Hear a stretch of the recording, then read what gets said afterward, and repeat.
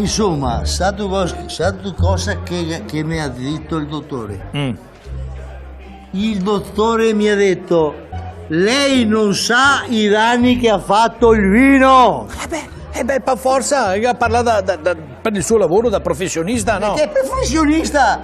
Mica lo dite a Ciao Tondo, dottore, lei se ne smentica i danni che ha fatto l'acqua. Ma dai, guarda anche ultimamente a Venezia. Ma cosa c'è? Che disastri che ha fatto l'acqua. Guarda l'anno scorso in ottobre sulle nostre montagne. Non mi è stato il prosecco, È stata l'acqua, come Dio. Sì, va bene. Che vorrei partire dal diluvio universale adesso per contate dell'acqua quanto ben che Sì. fa.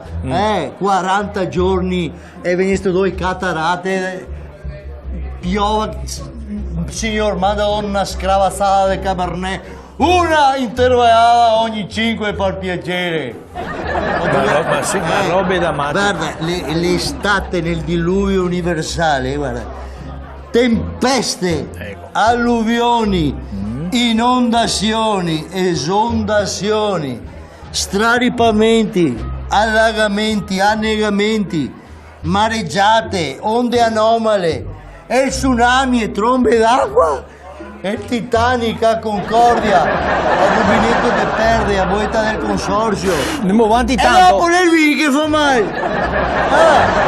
Il vino che fa male. E il dottore che aveva perso tutte le sue certezze. Sì, vuoi alla Sara professione, secondo me. No, guarda, lei viene dottore, la venga con me che la porto a straviarsi. Ah sì? Sì. Ah, a posto sempre. Ha fatto una dei che vai che sera il dottore. Forse ti ha mandato fuori di testa, ti ha mandato. Ma era contento di prima. Pensati.